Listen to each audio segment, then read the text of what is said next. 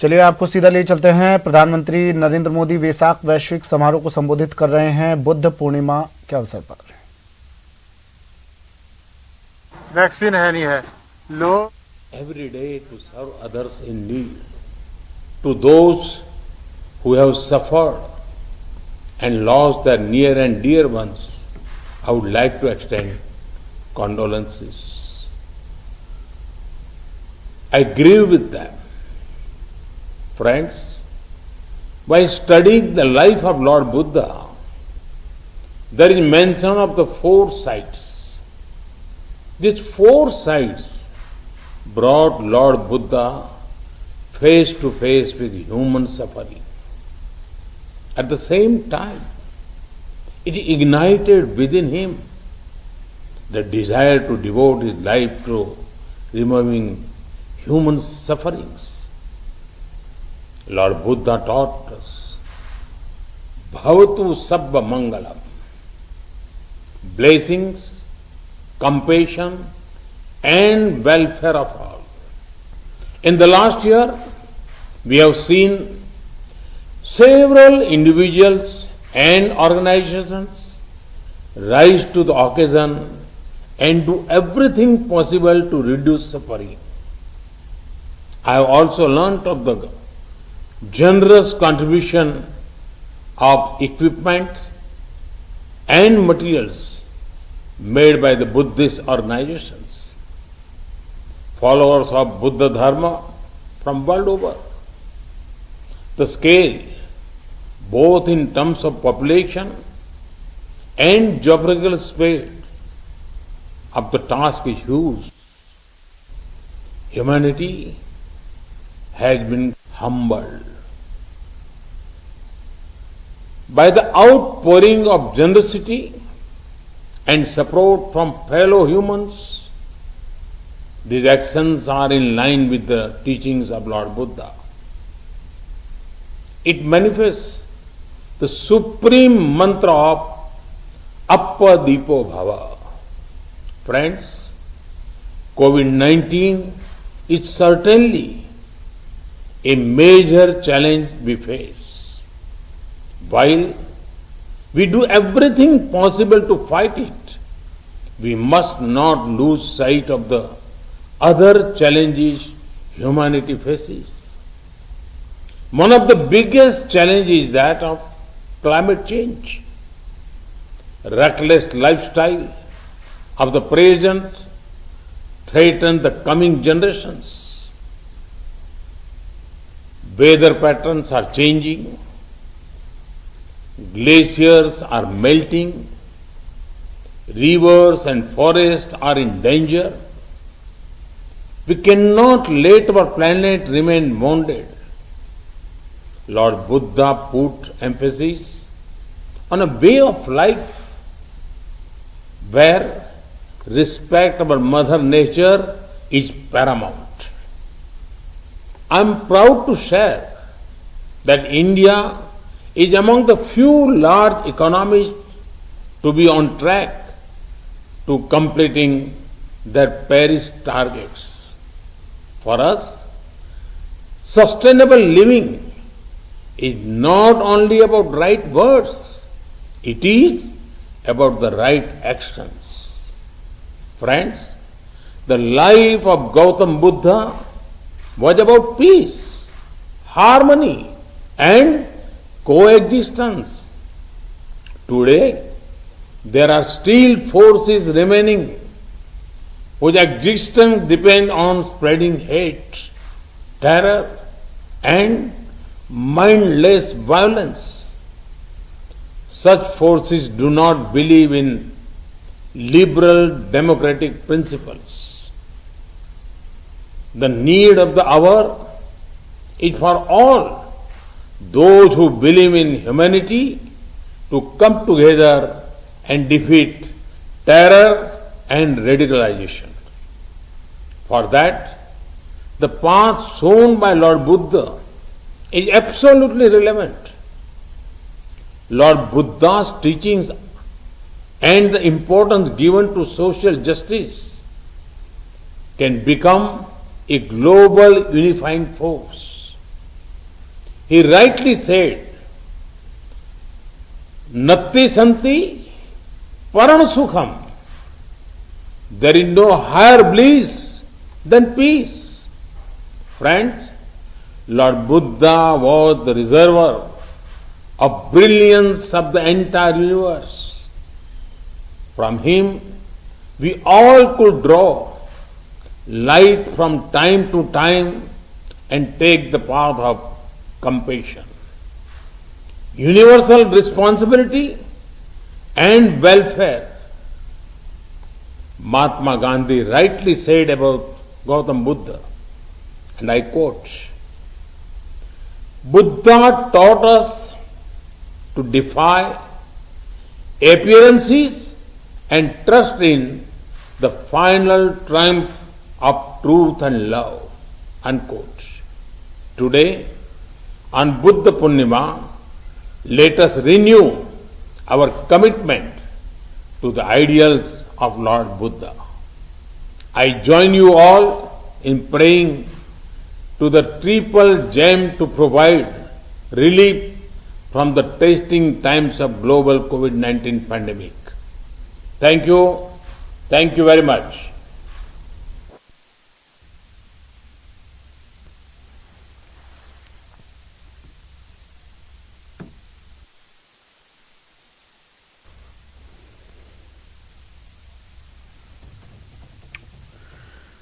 चलिए, और अब बात 10 बजे की 5 बड़ी खबरों की कर लेते हैं। सबसे पहले बात आज हम करेंगे किसानों के हल्ला बोल की। कोरोना संकट के बीच एक बार फिर किसानों ने अपने आंदोलन को तेज कर दिया है और आज किसान संगठनों की अगुवाई में किसान काला दिवस मना रहे हैं। दूसरी बड़ी खबर कोरोना केस को लेकर है। सख्ती से केस कम हो रहे हैं, लेकिन खतरा अब भी बरकरार है। तीसरी बड़ी खबर टीकाकरण की करेंगे, जिसमें मरुधरा ने अपना परचम लहराया है। टीके में जैसलमेर मॉडल सबसे सफल दिखाई दे रहा है। जैसलमेर में 1% से भी कम टीका बर्बाद हुआ है। बात चौथी बड़ी खबर कोरोना पर चल रही अफवाह की। कोरोना को लेकर 5G को दोषी ठहराया जा रहा है, लेकिन इसका कनेक्शन एरर आया है। बात पांचवी खबर की करेंगे, कागजों की गड़बड़ झालों की। इन तमाम खबरों पर नजर डालेंगे, लेकिन इन सबसे पहले टॉप 10 कोरोना। देश में पिछले 24 घंटे में 2,08,000 से ज्यादा नए केस सामने आए हैं। 2,95,000 से ज्यादा मरीज ठीक हुए। एक दिन में 4,159 की मौत हुई।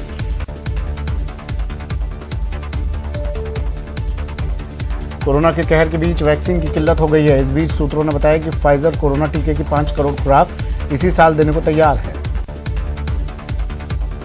दिल्ली, हरियाणा, महाराष्ट्र, मध्य प्रदेश, गुजरात और तेलंगाना में लगातार पॉजिटिविटी रेट में भी कमी देखी जा रही है। देश के 14 राज्यों और केंद्र शासित प्रदेशों में कोरोना से ठीक होने वालों का प्रतिशत 90 या फिर इससे ज्यादा है। दिल्ली में आज से शुरू होगा ड्राइव थ्रू वैक्सीनेशन। गाड़ी में बैठे बैठे लगाई जाएगी वैक्सीन। मुख्यमंत्री अरविंद केजरीवाल दिखाएंगे हरी झंडी। दिल्ली में लगातार दूसरे दिन युवाओं को नहीं लगी वैक्सीन। आम आदमी पार्टी के विधायक आतिशी ने कहा कि 45+ के लिए कोवैक्सीन की डोज खत्म हो गई है। बेंगलुरु के एक अस्पताल में कोरोना मरीजों को खुश करने के लिए डॉक्टरों और मेडिकल स्टाफ ने जमकर डांस किया। डॉक्टर कोरोना मरीजों के मानसिक तनाव को कम करने के लिए डांस किया। सीएम गहलोत की अध्यक्षता में कोरोना समीक्षा बैठक हुई। बैठक में सीएम ने अधिकारियों को तीसरी लहर की प्रभावी रणनीति तैयार करने के निर्देश दिए। वडोदरा में लॉकडाउन के बाद से कोरोना की रफ्तार तेजी से कम हो रही है। 24 घंटे में 3,404 केस नए केस सामने आए। वहीं 105 लोगों की मौत हो गई। प्रदेश में 87,000 से कम एक्टिव केस हुए। कोटा में कार सीट से शव बांधकर ले जाने के मामले में एक्शन हुआ। नगर निगम एईएन आरटीओ सब इंस्पेक्टर को निलंबित कर दिया है। सुपरवाइजर की सेवाएं भी समाप्त कर दी हैं। बीसीसीआई ने आईपीएल के 14वें सीजन को दोबारा शुरू करने के लिए कमर कस ली है। सूत्रों के मुताबिक बीसीसीआई सितंबर-अक्टूबर में सीजन 14 के बाकी बचे 31 मैचों का आयोजन यूएई में करवाएगा। और बड़ी खबर तूफान यास से जुड़ी। ओडिशा बंगाल में यास तूफान का खतरा। थोड़ी देर में तट से टकराएगा तूफान यास। सुबह 11 बजे के आसपास टकराने की आशंका है। 150 किलोमीटर प्रति घंटे की रफ्तार से तूफान के टकराने का अनुमान। कहीं कहीं तेज हवाएं चल रही हैं और भारी बारिश भी जारी है। बंगाल ओडिशा में तेज हवाओं के साथ बारिश। चक्रवाती तूफान यास का खतरा बंगाल और नॉर्थ ओडिशा के तटीय इलाकों पर ये खतरा बना हुआ है। भारतीय मौसम विभाग की माने तो ये तूफान भारी चक्रवात में बदल चुका है। कई इलाकों में भारी बारिश शुरू हो चुकी है। आईएमडी के इस अलर्ट के बाद राज्य सरकारें किसी तरह की अनहोनी से बचने के लिए पूरी तरह से सतर्क हो गई हैं। एक बेहद उग्र तूफान के रूप में शाम तक इसके पारादीप और सागर द्वीप समूह के बीच उत्तरी ओडिशा पश्चिम बंगाल को पार करने का अनुमान है। तूफान याद से निपटने के लिए पश्चिम बंगाल और ओडिशा में एनडीआरएफ की टीमें तैनात कर दी गई हैं। तटीय जिलों में हाई अलर्ट जारी कर दिया गया है।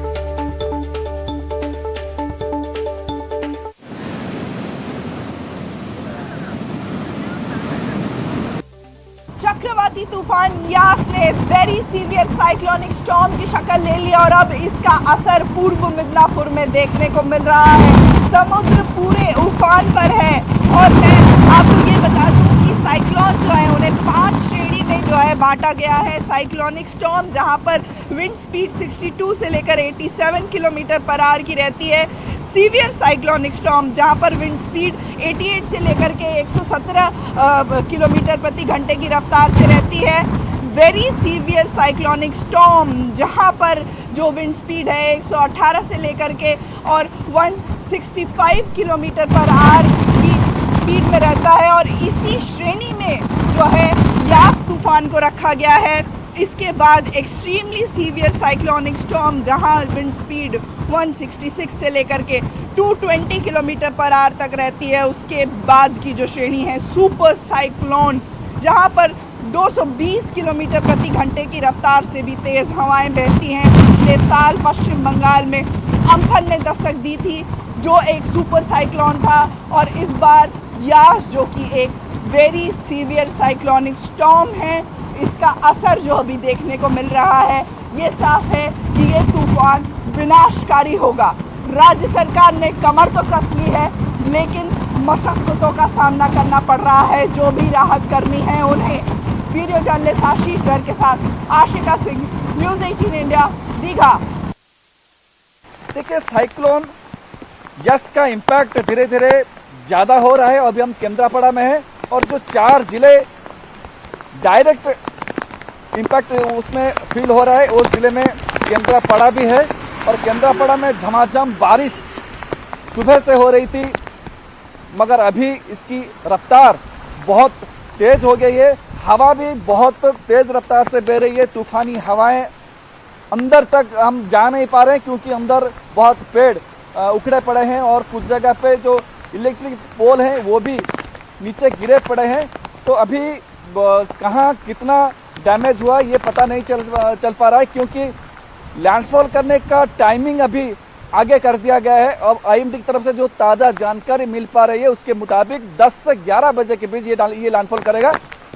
और तैयारी की बात अगर हम करें तो उड़ीसा सरकार ने रेस्क्यू ऑपरेशन के लिए एक बहुत बड़ी तैयारी की है और यह तैयारी की एक नज़ारा हम कह सकते हैं। उड़ीसा रैपिड एक्शन जो Orissa disaster rapid action force जो है वो अभी तैनात है। यहाँ पे 3 टीमें तैनात है। उनके पास ड्राई फ्रूट्स हैं, उनके पास ज़रूरी सब सामान है। सब जो पेड़ काटने के लिए जो सामान चाहिए होता है, जो इक्विपमेंट चाहिए होता है वो सब सामान है। एक बार ये साइक्लोन थम जाए या फिर लैंडफॉल कर जाए उसके बाद 2-3 घंटे तक इसका इम्पैक्ट रहेगा। फिर उसके बाद ये जानकारी मिल पाएगी कहाँ कहाँ कितना डैमेज हुआ है और जहाँ जहाँ जानकारी मिलेगी ये टीम वहाँ जाएगी और जो राहत और बचाव की काम है वो वहाँ पे कंटिन्यू करेगी। तो अभी तक कहीं पे भी जानो माल की नुकसान की खबर यहाँ पे केंद्रापड़ा जिले में सामने में नहीं आई है। केंद्रापड़ा से कैमरामैन आशीष दास के साथ नवेश मोहंती, न्यूज़ 18। ये होटल के अंदर ही घुस रहा है। अब देखेंगे तो होटल के अंदर ये जो पानी है वो घुस रहा है और उसका भी हाइट आप देख सकते हैं कितने जोर से ये टाइड आता है और कितने जोर से ये टाइड अभी होटल के अंदर आ रहा है जो 20 मीटर के दूर में रहता था और ये होटल 15 फुट ऊपर है लेकिन उसका चलते बावजूद अभी देखिए कैसे पानी घुस रहा है होटल के अंदर। ये है भयंकर तूफान आज का जो हम कहर दिखा रहे हैं कितने जोर से जैसे बोला जा रहा था 4 मीटर के आसपास ये जो लहर होगा 4 मीटर के आसपास लहर देखा जाएगा वो भी दिखाई जा रहा है। अभी बड़े बड़े जो लहर है वो आ रहे हैं, उसके साथ हवा भी 120 से ज़्यादा के स्पीड में चल रहा है। और जैसे ही साइक्लोन का लैंडिंग प्रोसेस शुरू होगा, ये हवा का जो रुख है और भी ज़्यादा बढ़ेगा और जोर से और भी हवा चलने लगेगा। लेकिन अभी ये जो समुद्र लहर है वो परेशान करने वाला समय है, क्योंकि जो कोस्टल एरिया के जो घर है वो उसके गांव में, उसके घर में पानी पहुंचने का एक भय भी रहेगा। बालेश्वर से सतीश सेनापति, न्यूज़ 18। बढ़ते अगली खबर की और बात किसानों के प्रदर्शन की। किसानों का आज देशव्यापी प्रदर्शन। संयुक्त किसान मोर्चा काला दिवस मना रहा है। कृषि कानून के विरोध में काला दिवस किसान मना रहे हैं। कांग्रेस समेत 12 विपक्षी दलों का इन किसानों को समर्थन मिला है। घरों और ट्रैक्टरों पर काला झंडा लगाकर ये लोग विरोध जताएंगे। विपक्ष का भी किसान संगठनों को समर्थन मिला है। 3 कृषि कानूनों के खिलाफ ये लोग किसान आंदोलन कर रहे हैं। पिछले 6 महीने से ज्यादा वक्त से ये लोग आंदोलन की राह पर हैं। किसान आज देशव्यापी प्रदर्शन करेंगे। काला दिवस के तौर पर आज के दिन को ये लोग मना रहे हैं। किसानों के इस विरोध प्रदर्शन को कांग्रेस, समाजवादी पार्टी और वाम दलों के साथ विपक्ष की 12 पार्टियों ने समर्थन दिया है। आपको बता दें कि किसान केंद्र सरकार द्वारा बनाए गए 3 कृषि कानूनों का विरोध कर रहे हैं और इन्हें वापस लेने की मांग के साथ पिछले 6 महीनों से दिल्ली के टीकरी, सिंघू और गाजीपुर बॉर्डर पर धरने पर बैठे हैं। इस बीच किसानों और केंद्र सरकार के बीच कई दौर की बातचीत भी हुई, लेकिन दोनों ही पक्षों के अड़ियल रवैये के चलते अब तक कोई हल नहीं निकला है।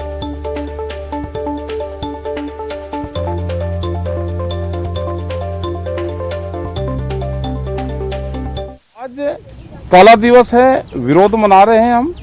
6 महीने यहाँ पे हो गए, सरकार नहीं सुन रही, तो काले झंडे तो हाथ में लेंगे। पूरे देश का किसान काले झंडे आज ले रहा है, अपने घरों पर लगाएगा, अपने ट्रैक्टर पर लगाएगा, अपनी गाड़ियों पर लगाएगा, अपने हाथ में रखेगा झंडा। शांतिपूर्वक सारी चीजें हो, शांतिपूर्ण तरीके से। और वो तो जो उसकी गाइडलाइन है उसका पालन कर रहे हैं। मास्क लगा, दूरियां बनाकर रहते हैं। अपनी जो झोपड़ियां बन रही तो उसमें दूरियां बनाकर लोग रहते हैं। वैक्सीनेशन के लिए कोविन ऐप पर कैसे करें रजिस्ट्रेशन, आइए आपको बताते हैं। आसान है रजिस्ट्रेशन, आसान है वैक्सीनेशन। सबसे पहले कोविन ऐप या cowin.gov.in वेबसाइट पर अपने मोबाइल नंबर को OTP के जरिए रजिस्टर या साइन इन करें। फिर वैक्सीनेशन के रजिस्ट्रेशन के लिए फोटो ID और अपने बाकी डिटेल्स डालकर रजिस्टर पर क्लिक करें। अब स्क्रीन पर आपका रजिस्ट्रेशन डिटेल्स दिखेगा, जिसके नीचे शेड्यूल नाउ बटन पर क्लिक कर अपने एरिया पिन कोड या डिस्ट्रिक्ट के नाम से सर्च करने से सरकारी और प्राइवेट वैक्सीनेशन सेंटर के डिटेल्स दिखेंगे, जिसमें से अपनी सहूलियत से सेंटर और डाटा सिलेक्ट कर अपने वैक्सीनेशन का अपॉइंटमेंट बुक कर सकते हैं। ध्यान रहे, जिस फोटो ID से रजिस्टर किया, वैक्सीनेशन लगवाते समय वही ID कार्ड जरूर साथ ले जाएं। आसान है ना? रजिस्ट्रेशन करेंगे कोविन पर तो जीत निश्चित होगी कोविड पर। नेटवर्क 18 यह सुनिश्चित करना चाहता है कि हर भारतीय को कोविड-19 टीकाकरण मिले। टीकाकरण जागरूकता बढ़ाने के लिए नेटवर्क 18 और फेडरल बैंक की पहल संजीवनी अ शॉट ऑफ लाइफ को सपोर्ट करें। Health expert Apollo 24/7।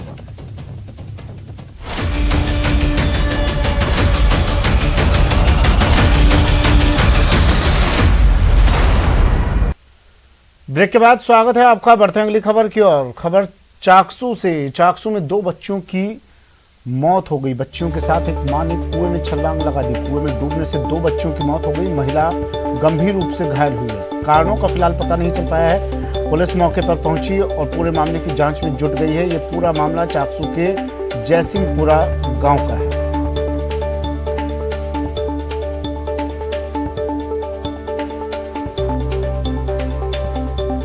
दो बच्चियों की मौत चाकसू में। एक मां ने अपनी 2 बच्चियों के साथ कुएं में छलांग लगा दी और इसके बाद इन दोनों बच्चियों की मौत हो गई। महिला गंभीर रूप से घायल है। कारणों की जांच में पुलिस जुट गई है। अभी फिलहाल खुलासा नहीं हो पाया है किस वजह से इस महिला को ये कदम उठाना पड़ा। पुलिस टीम मौके पर पहुंची और जांच में जुट गई है। बाड़मेर से इस वक्त की बड़ी खबर आ रही है। इलाज के नाम पर मासूम की जान ले ली। एक भोपा ने ली मासूम की जान। इसके बाद परिजनों ने मामला दर्ज करवा दिया है। परिवार को अस्पताल जाने से भी रोक दिया है। इलाज के लिए लाखों का खर्च बताया था। सरहदी इलाकों में झोला छापों के बाद ढोंगी बाबाओं का भी आतंक। ढोंगी बाबाओं ने देवी देवताओं के नाम पर इलाज कर मासूम की जान ले ली। पीड़ित परिवार ने भोपाल पुरखाराम निवासी हेमजी की ढाणी के खिलाफ मामला दर्ज करवाया। इलाज के नाम पर 1.5 लाख रुपए का खर्चा बताया गया था। इलाज के लिए ये अस्पताल जा रहे परिवार को भी बीच राह में ही रोक दिया गया। सेड़वा उपखंड के बाधनिया गांव का ये पूरा मामला।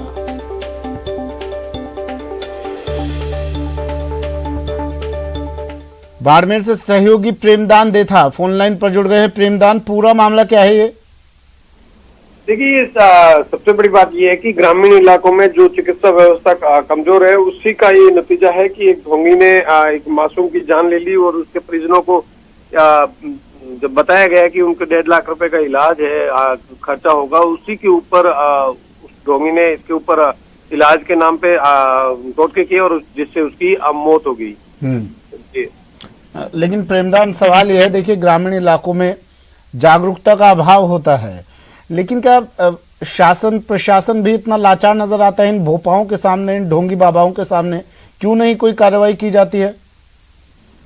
देखिए, सबसे बड़ी बात यह है कि ये जो लोग हैं ये अपने आप में बहुत लोगों को जिसे कहते हैं हेप्टोटाइज करके लोगों के मन में इतना डर बैठा देते हैं कि वो कुछ लोग प्रशासन या इस तक पहुंचते नहीं है। और प्रशासन भी कहीं न कहीं ग्रामीण इलाकों में ऐसे लोगों की पहुंच भी उस तरीके की होती है तो वो पहुंचने की या उनके ऊपर कार्रवाई करने से हिचकिचाता है। इसी का नतीजा है कि ये लोग फल फूल रहे हैं लगातार लंबे समय से। ऐसा नहीं है कि एक बाड़मेर जिले के अंदर, हर जिले के अंदर इस तरीके के ढोंगी शुक्रिया प्रेमदान तमाम जानकारी के लिए। बाड़मेर से सहयोगी प्रेमदान देथा फोन लाइन पर जुड़े बता रहे थे भोपा ने मासूम की जान लिया, परिजनों ने मामला दर्ज करवा दिया है।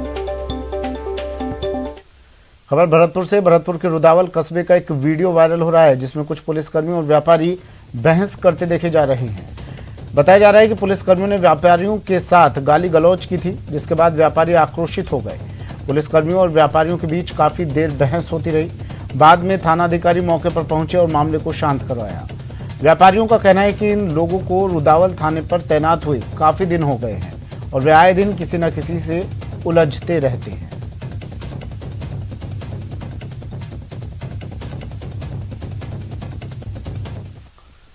पाली पुलिस ने शहर के मुख्य बाजार में ताश के पत्तों से जुआ खेलते 5 युवकों को गिरफ्तार किया है। पुलिस ने आरोपियों से 45,000 रुपए भी बरामद किए हैं। पुलिस को देखकर आरोपियों ने भागने की कोशिश की, मगर पुलिस जवानों ने उनका पीछा कर उन्हें दबोच लिया।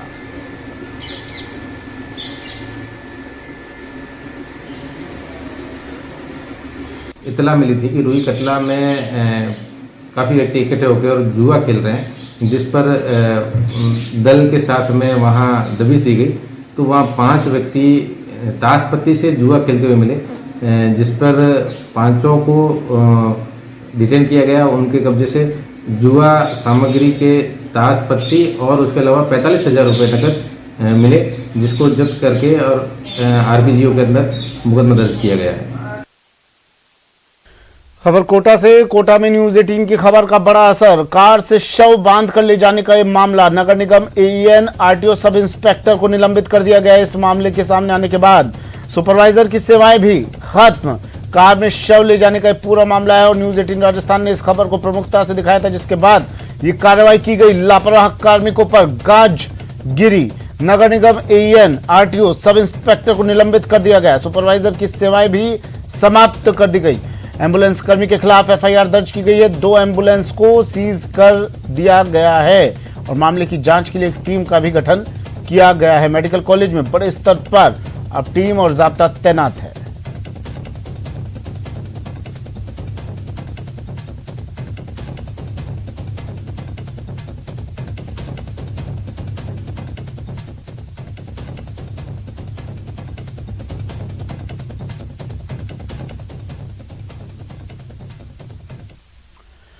और जयपुर से बड़ी खबर आ रही है। आज जीएसटी काउंसिल की बैठक होगी। बैठक में मंत्री शांति धारीवाल शामिल होंगे। वित्त मंत्री निर्मला सीतारमण चर्चा करेंगी। 10 राज्यों के साथ ये चर्चा होगी। आज दोपहर 12 बजे ये बैठक प्रस्तावित है।